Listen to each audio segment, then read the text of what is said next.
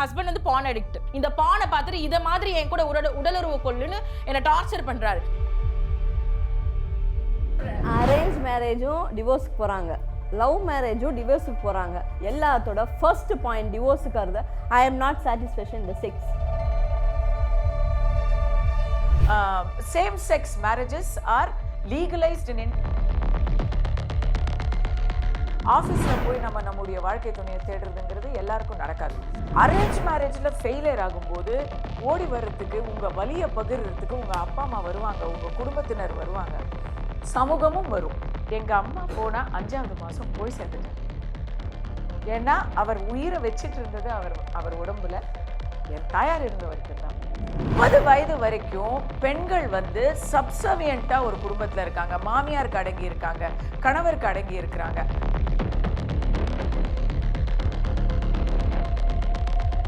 இன்னும் 5 பேரை கட்டிக்கிற மேரேஜ் கூட எங்களுக்கு இருக்குங்க. எங்களுடைய புராணத்துல இருக்கு. அக்செப்ட் பண்ணிக்கிறீங்களா? சமூகத்துல அக்செப்ட் பண்ணிக்கிறீங்களா? அந்த பெண்ணுக்கு ஒத்து வருதுன்னா எந்த ஒரு சிஸ்டம் கூட நீங்க ஃபாலோ பண்ணிக்கங்க.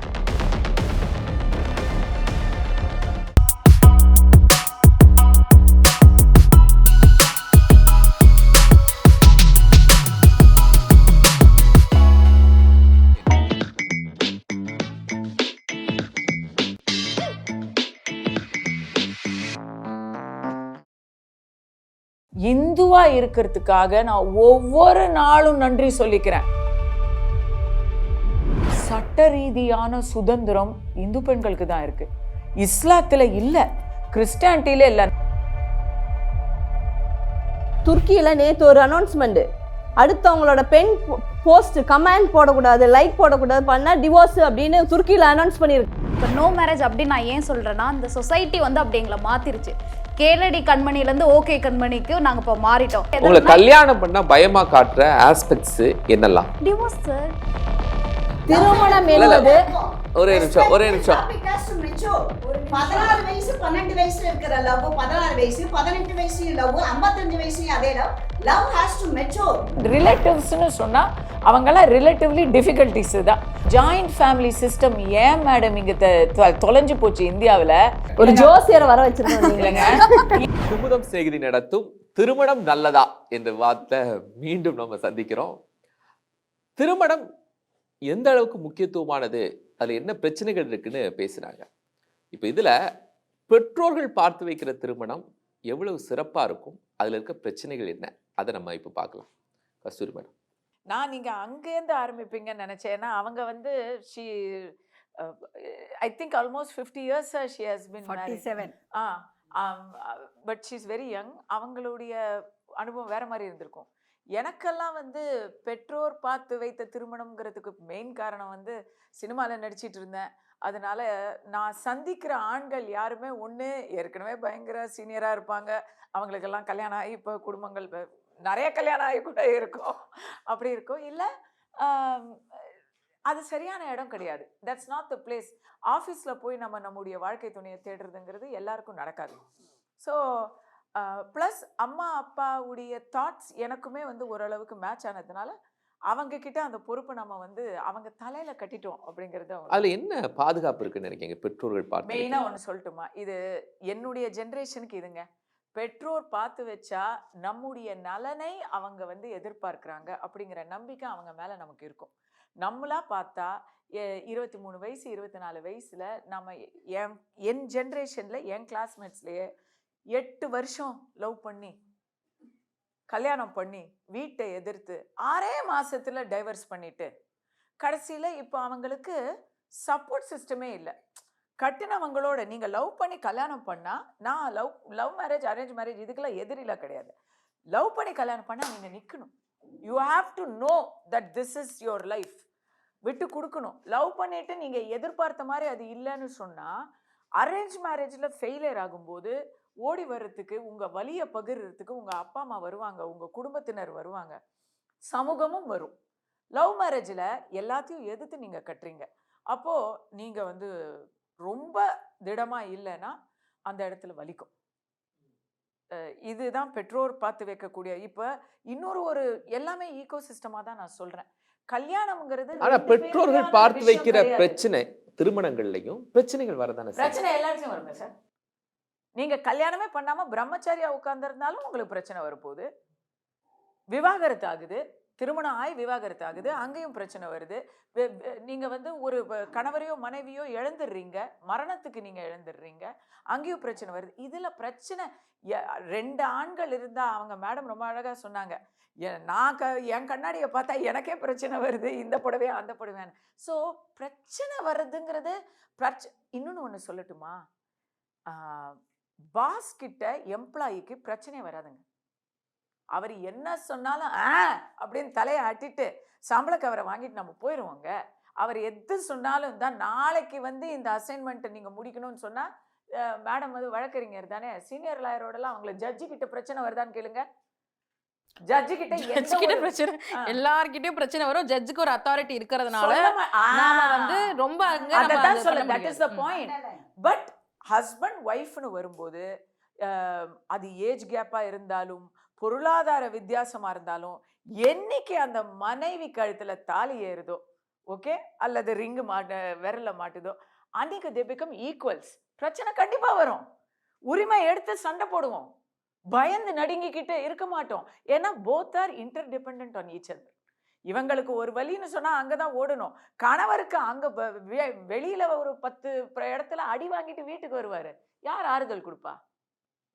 இதெல்லாம் நான் என் வீட்டுல பார்த்த ஒரு சின்ன விஷயத்த சொல்றேன்.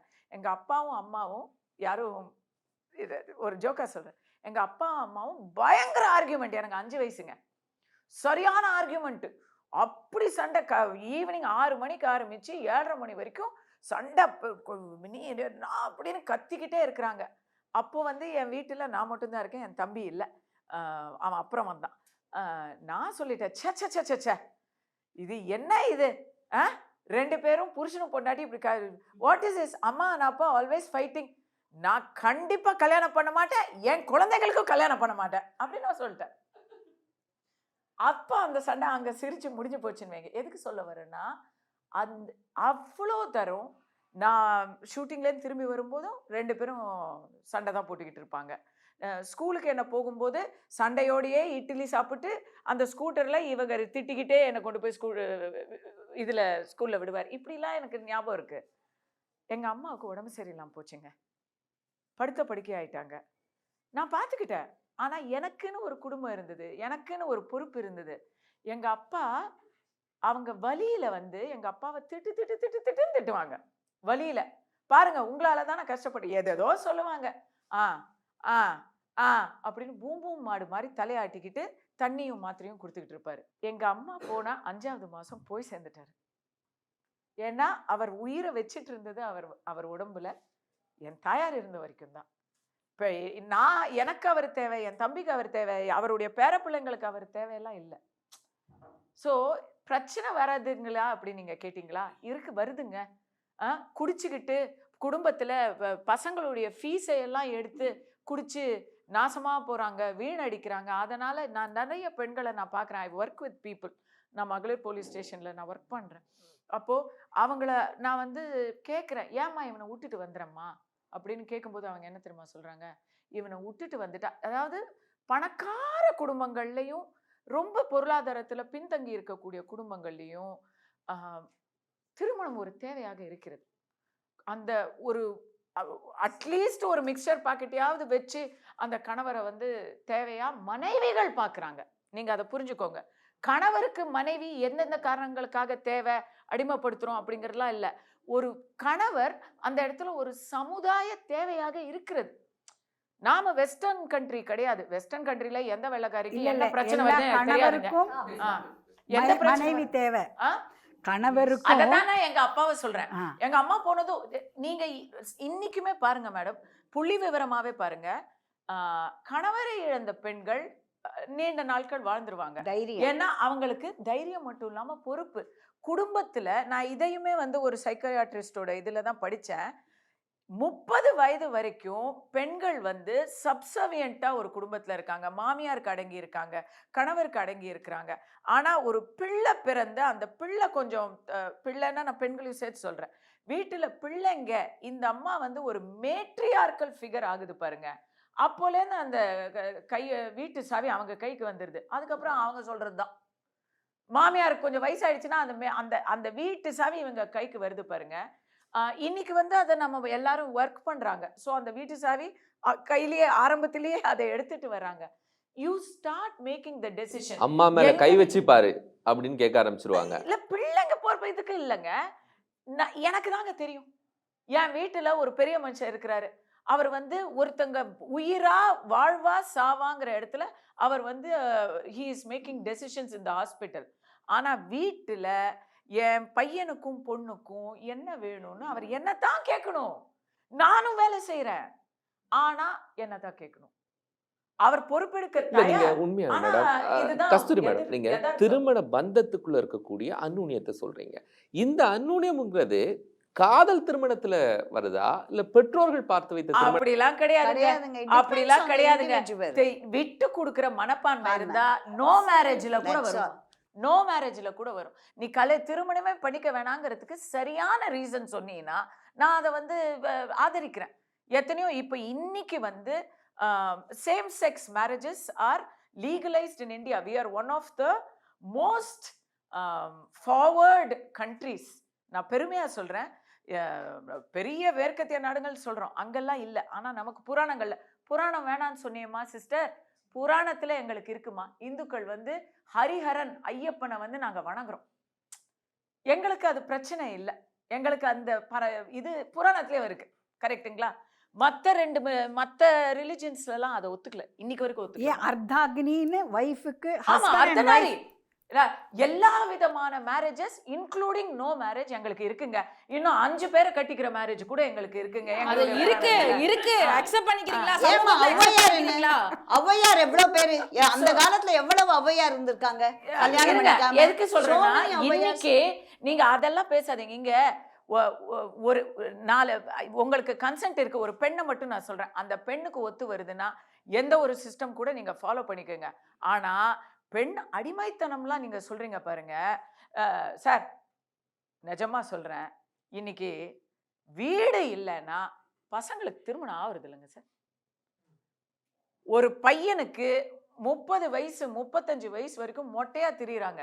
ஏன்னா அழகா இருக்கு. காதல் திருமணம் கூட ஆகுறது இல்லையா? காதலே கிடையாது. காதலிக்கிற பெண்கள் வீடு இருந்தா பெற்றோர் பார்த்து வைத்த திருமணம், வீடு இல்லைன்னா காதல் திருமணமும் இல்லங்க. அப்படிலாம் அதாவது சார் இப்ப expectation of the woman the girl and the mother is different. ஒரு பொண்ணோட எக்ஸ்பெக்டேஷன் ஒரு பையன் கிட்ட இருந்து நீங்க அந்த காதல் திருமணம் ஒரு அரேஞ்ச் மேரேஜ் கூட அது வந்துருது. பையன் எவ்வளவு சம்பாதிக்கிறான், பையனுக்கு சொந்த வீடு இருக்கா, அமெரிக்கால இருக்கானா, சிஸ்டர்ஸ் இருக்காங்களா, எக்ஸ்ட்ரா பேக்கேஜ் பேரண்ட்ஸ் இருக்காங்களா, வீட்டுல வீடு இருக்கணும், இதெல்லாம் சொந்த வீடு இருக்கணும், கூட சொந்த வீட்டுல வேற யாரும் இருக்க கூடாது. இதெல்லாம் லிஸ்ட் போடவா? பொண்ணு வெள்ளையா இருக்கணும், சரிங்களா? அதே மாதிரி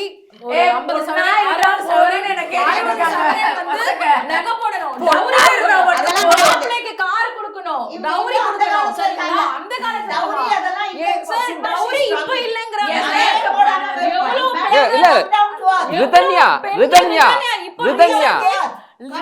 ஒரே நிமிஷம்.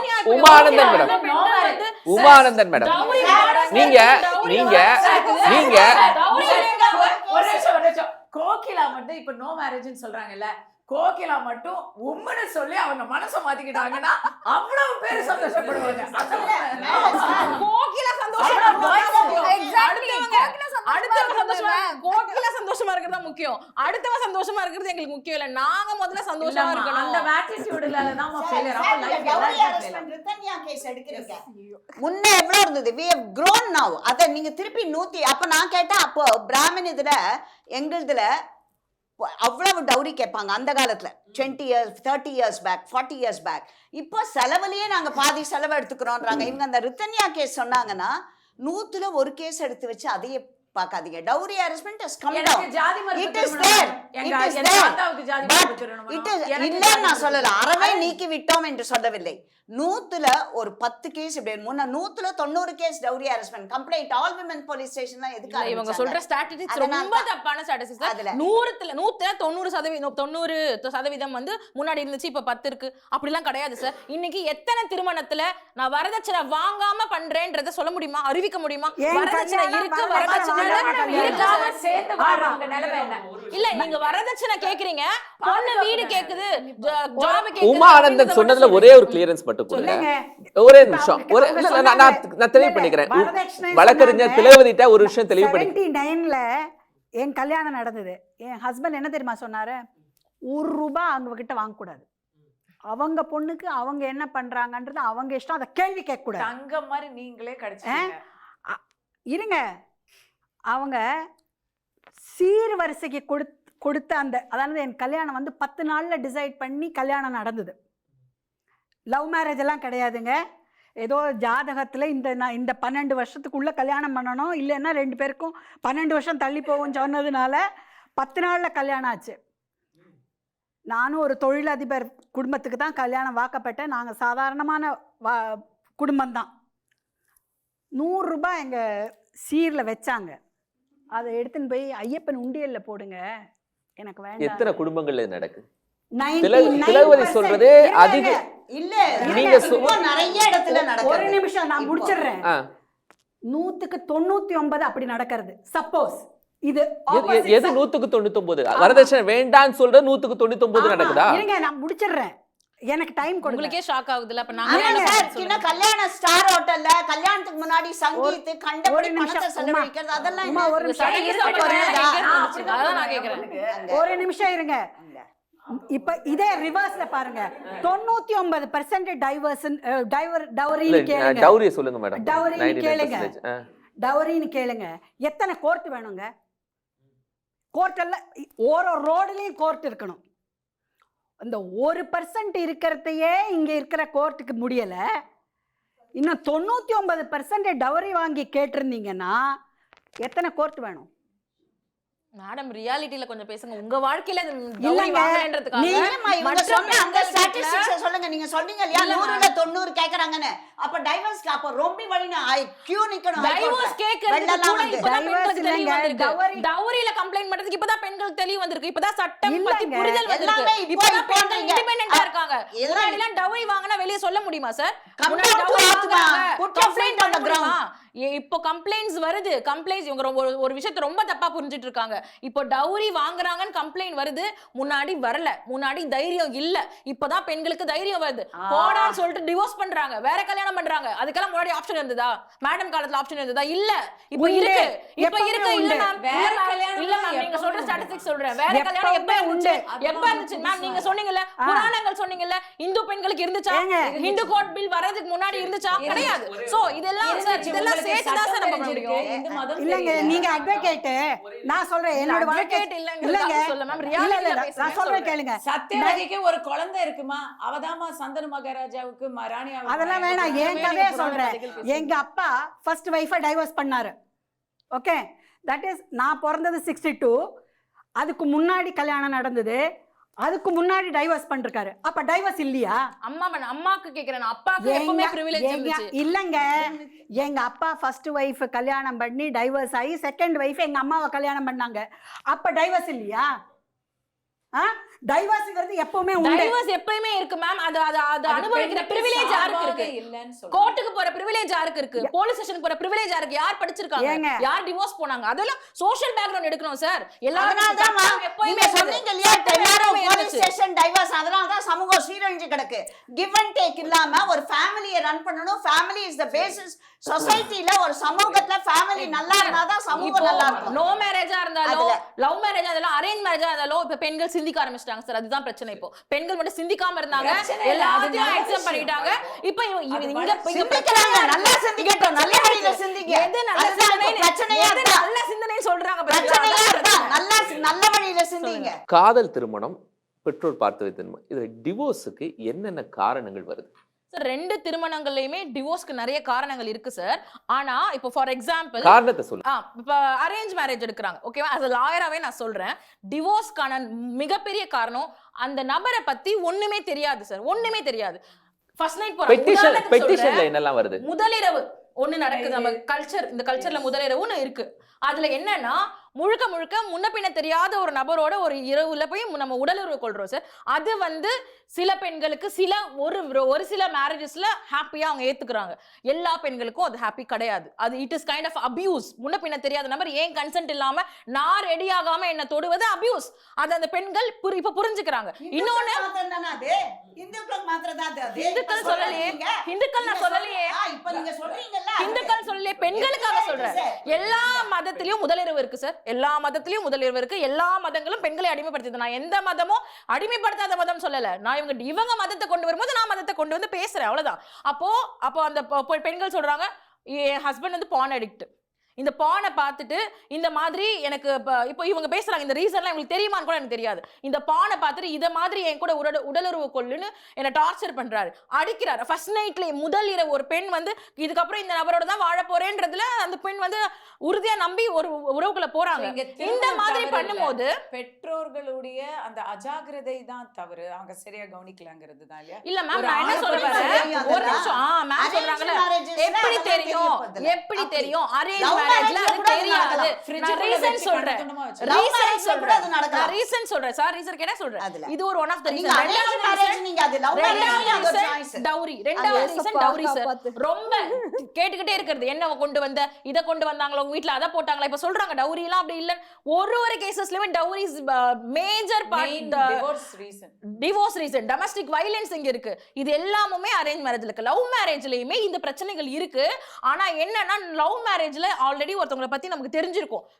கோவப்படுவாங்களா, இல்ல வந்து அவங்க எந்த மாதிரியா பேசுவாங்க, அவங்களுக்கு என்ன பேசினா அண்டர்ஸ்டாண்ட் ஆகும், இதெல்லாம் கொஞ்சம் பேச்சு வழக்கு அவங்களுக்குள்ள இருக்கு. பிளஸ் இந்த டவுரி எல்லாம் முன்னாடி டிஸ்கஸ் பண்ணிடுவோம். ஒரே ஒரு நிமிஷத்துல இல்ல ப்ளீஸ் அந்த ஒரு கேள்வியை நான் உங்ககிட்ட வச்சிரேன்.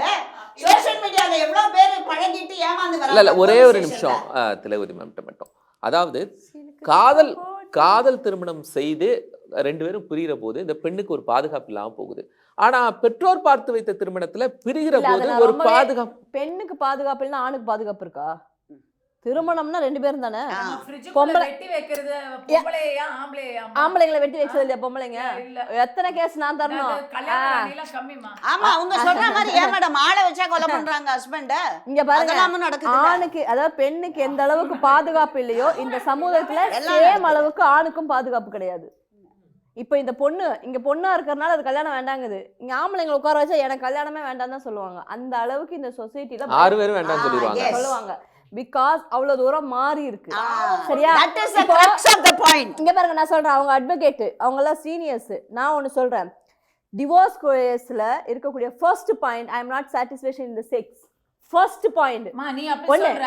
எனக்கு எங்க வீட்ல நடந்த விஷயம் செகண்ட் பாயிண்ட் நான் சொல்றேன். அந்த பையனுக்கு வர்க்கே ஆகல. எங்க பொண்ணு நாங்க என்ன பண்றது, டைவர்ஸ் வாங்குறதுக்குள்ள போதும்னு ஆயிடுச்சு. 2.5 கோடி ரூபாய் வாங்கி சொல்லுங்க. இப்ப மேடம் சொல்றாங்க அரேஞ்ச் மேரேஜ்ல வர்க் ஆகலங்கறாங்க.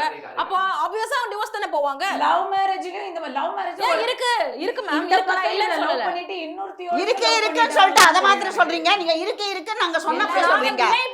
அதுக்கு நாங்க சொன்னப்புறம் தான் சொல்றீங்க நீங்க. இல்லாட்டி அரேஞ்ச் மேரேஜ்ன்றீங்க. நாங்க சொன்னப்புறம் ஆமா இருக்கு அப்படிங்கறீங்க. இப்ப நான் இல்லனே சொல்லலையே, இருக்குன்னு தான் சொல்றேன். அரேஞ்ச் மேரேஜும் டிவோர்ஸ்க்கு போறாங்க, லவ் மேரேஜும் டிவோர்ஸ்க்கு போறாங்க. ரெண்டு பேரும், ஏன்னா எனக்கு நிறைய நீதிபதிகளை தெரியும், நிறைய அட்வொகேட்ஸ் தெரியும். எல்லாத்தோட ஃபர்ஸ்ட் பாயிண்ட் டிவோர்ஸுக்காக ஐ எம் நாட் சாட்டிஸ்ஃபேக்ஷன் இந்த செக்ஸ். வாழ்நாள் முழுக்க கூடல் தான். அப்படி திருமணம்ங்கிறது ஊடலும் இருக்கு. ஊடல்ல இருந்தா கூடலே வரும். சரியா? அந்த புரியுமாமா? ஏன்னா இந்த பொண்ணுக்கு தொல்காப்பி என்னன்னே தெரியாது, சீவக சிந்தாமணி தெரியாது, சிலப்பதிகாரம் தெரியாது, புராண கதைகள் இங்க சொல்லி ஒரு பிரயோஜனம் இல்லை. பெரியார் என்ன சொன்னாருன்னு அந்த பொண்ணுக்கு தெரியாது. பெரியார் எதுக்கு புரட்சி பண்ணாருன்னு தெரியாது. பெரியார் எதை எதிர்த்து நின்னாருன்னு அந்த பொண்ணுக்கு தெரியாது. அவ இன்னைக்கு கரண்ட் ஸ்டேட்டஸுக்கு கேட்கறா.